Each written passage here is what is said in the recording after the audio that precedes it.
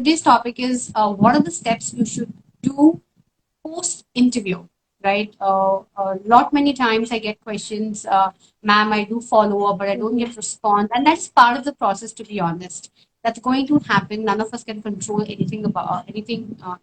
The max you can do is just do your bit and leave that back. So going on the topic, the first thing, take this as an opportunity for you to represent yourself all over again as a candidate when you're doing a follow up. Two, you can reiterate the things that possibly you would have missed mentioning during the interview. So that gives you another opportunity. Three, it also brings a recall value to the interviewer, with wherein that becomes kind of an influencing to the interviewer that I am still there and I'm interested.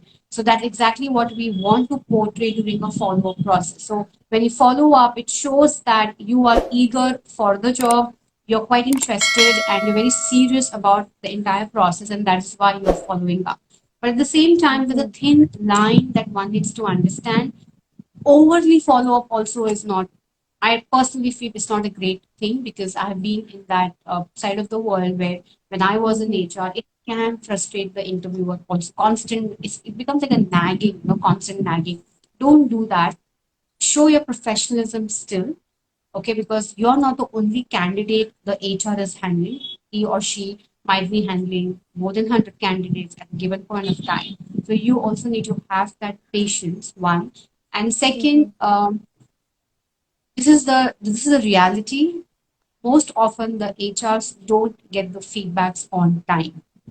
Okay, that's a reality. Mhm. So you might say, the firm is not being professional, I'm not getting the feedback.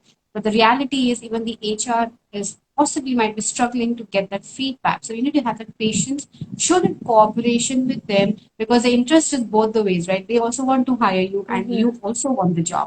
So these are certain ground rules I thought I should let everyone know from my own experiences. Now, the first step, what you could do is post the interview is, instead of asking a cliche kind of a question, what are the next steps? Maybe ask questions which will give you more information. Like, you Mhm. could ask, what are the tentative timelines you're looking forward to close the candidature? Okay, that could be one of the questions. Or you could also ask, while I understand we're done with our today's process, but do you think the second level of interview or any more further interviews are lined up? If yes, Mhm. what is the tentative duration I should be aware of, so that I block my calendar as per your planning? So by asking these kind of Mhm. questions, you're trying to get more information than the regular information that you're looking for. Then just asking what are the next steps. Okay. That is one. Mhm. And during that conversation, you could also ask the hiring manager's contact information, so that you can personally be in touch Mhm. with them. It's a different way, it's a different thing when you directly talk to the interviewer as well, provided the company allows to do that. Most companies are not comfortable doing it, but there will be some companies who are comfortable sharing the hiring manager's contact details. That is one. Two, you could also look Mhm. at connecting with these interviewers and the HR over LinkedIn or any other professional websites, social media, I Okay. mean to say. Okay, I'm Mhm. not referring to LinkedIn. Sorry, I'm not referring to Facebook and Insta. That's too personal space to Okay. enter in. But Mhm. LinkedIn definitely. This way, what happens is, when you're connecting with them over a professional platform, you Mhm. are giving an opportunity for them to see what you are doing. So that becomes a brownie point. Mhm. For example, if you've written some amazing blogs, or you are contributing some valuable information in a group discussion on LinkedIn, or Mhm. you have written something uniquely about upcoming product in the market, which could be an Mhm. interest to the company where you have given an interview. They could correlate, Mhm. so that gives you Okay. kind of opening the window for the interviewer and the HR to really see Mhm. what is that you're really doing beyond your regular job. Mhm. So that's the best thing one can do. I personally feel that. So if you're not on LinkedIn, please get on LinkedIn and have these activities started, so that you are more exposed. And important is, you're also expanding your network. Mhm. You're expanding your network. That is another important aspect. Then third, as you believing, you're giving your references, the referral contacts. the HR might Mm-hmm. ask, do you want to share any references? We could go back and check how you are as a candidate. So if you're doing that, Mm-hmm. please make sure give the references of those people. One, you are confident Mm-hmm. that they will talk about you. While you're doing Mm-hmm. that, immediately call the references and tell them, you know what, they should expect a call from so and so company and so HR or the interviewer, Mm-hmm. so that they are also well prepared. So brief their references. What job have you applied for? What would the conversation more or less be about?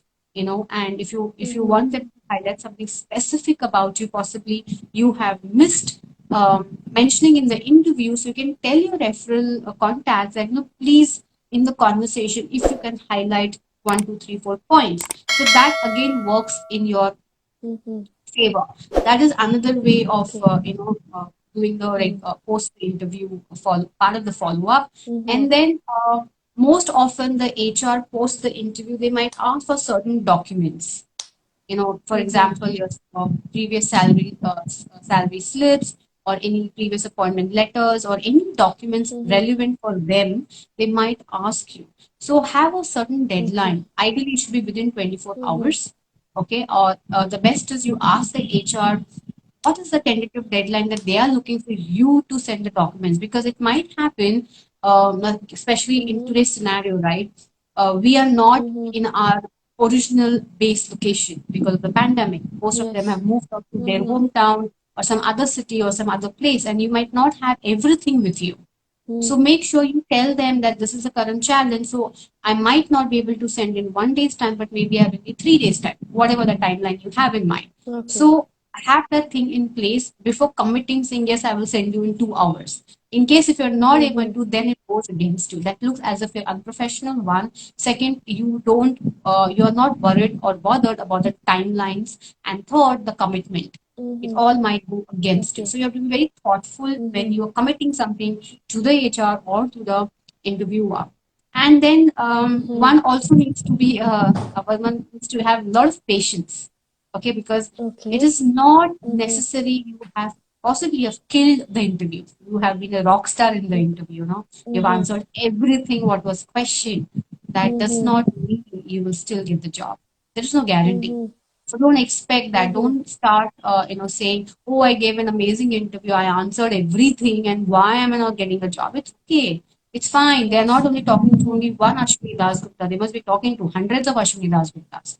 And out of that, Mm-hmm. selecting one is a challenge even for them. And if they have not Mm-hmm. chosen you, it is okay. Life goes on, and that is not only Mm-hmm. company that you should be totally relying on, Mm-hmm. right? So mentally be very prepared that it's okay even if you don't get selected in spite of giving your best interview of your life. It is perfectly fine. Mm-hmm. Then one should not stop doing the research. Okay, even if you've given Mm-hmm. interview and you're confident you want to get selected, please do not stop doing the research because there's no commitment given by anybody, right? Continue your Mm-hmm. research about the company, about the competitors, about the skills, that you can enhance yourself, because that is going to help you in your upcoming interviews. Okay, don't stop Mm-hmm. searching for jobs. Even if you have given interview Okay. in your dream company or whichever company of your choice, don't stop looking for a job till the time you don't get the appointment letter in your Mm-hmm. hand. Okay, you need to Mm-hmm. have a backup plan ready. Extremely important here. A lot many times I've seen candidates are like, no, ma'am, I was only hoping that I will get a job here. I was so confident, and hence I said no to everybody, and I didn't give any interviews. No, the HR never Mm-hmm. committed to you. I'm going to give you a job. It was your decision of Mm-hmm. not going forward with other companies, right? So I Mm-hmm. personally recommend or rather suggest keep the search on till the time you don't get a Mm-hmm. letter from the company. Okay, and Okay. then another thing one needs to look at is self assessment. Mm-hmm. Post the interview, one needs to do a self evaluation, self assessment. How have you fared in the interview? Whatever you can recall of, the kind of question Mm-hmm. they had asked you, how did you answer them? And what answers could have been better? Okay, what were those questions that you didn't really answer, or maybe you were not confident enough, or something where you fumbled, and you sounded very low on confidence.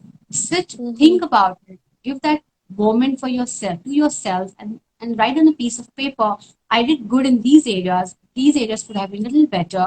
And Mhm. I think I should have answered something like this. And for the questions where you were just not comfortable answering or you couldn't think of any answer, now sit and Mhm. think what would be the possible answer to those questions. So the reason why I'm Okay. saying this self-assessment is very important because the next time when you give interview in the same company, Mm. maybe in the further rounds or a new company, you are now much more prepared even for the questions where you think you were not, good enough or you were not prepared for those questions. So it is just going to Mhm. prepare you more better, and you are going to be more confident the Mhm. next time you go in the interview. So self-assessment is super, super, super important. Okay, and then one Mhm. should also think about the job role. Suppose giving the interview, it is highly Mhm. possible that you will get lot of clarity what the job is all about. Now sit and give Mhm. a thought. See, in the excitement, when in the flow, you're very excited, I'm going to get the job. And you have mentally made up your mind saying, yes, I'm going to join the company. Mhm. Okay, which is good, which is fine.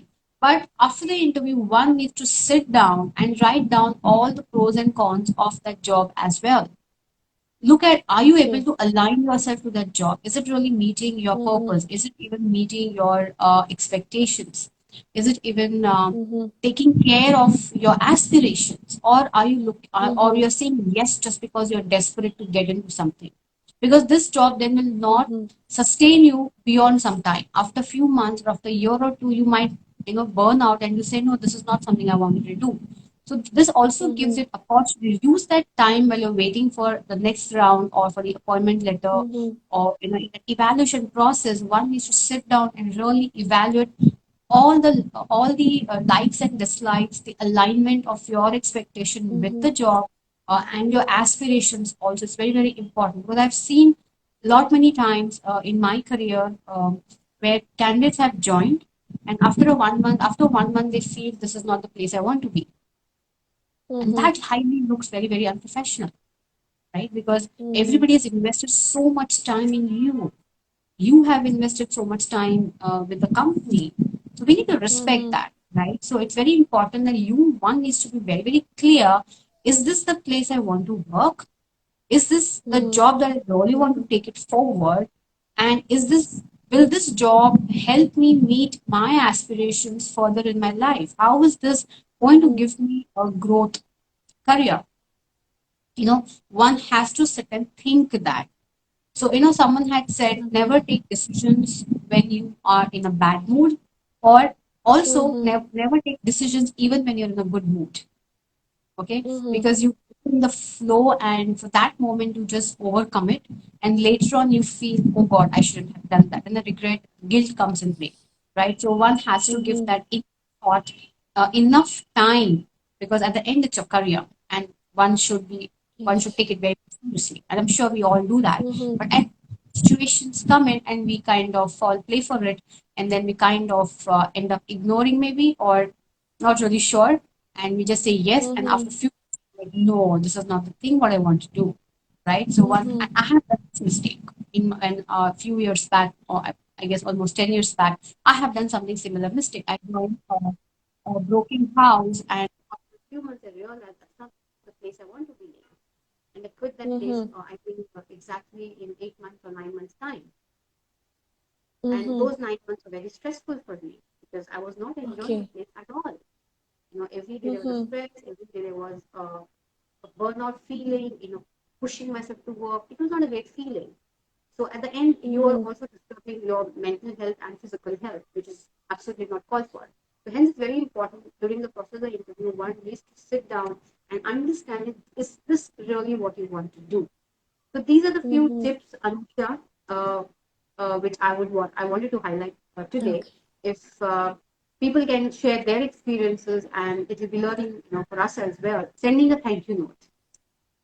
Sending a Okay. thank you note also at times influences, because if the thank you note is very very graciously written and a lot of gratitude shown, Mhm. it helps the interviewer to recall you as a candidate. So it again goes for Mm-hmm. you, and that's a good opportunity for you to showcase yourself again and portray yourself in front of the interview. Hi, this is me, kind of a thing.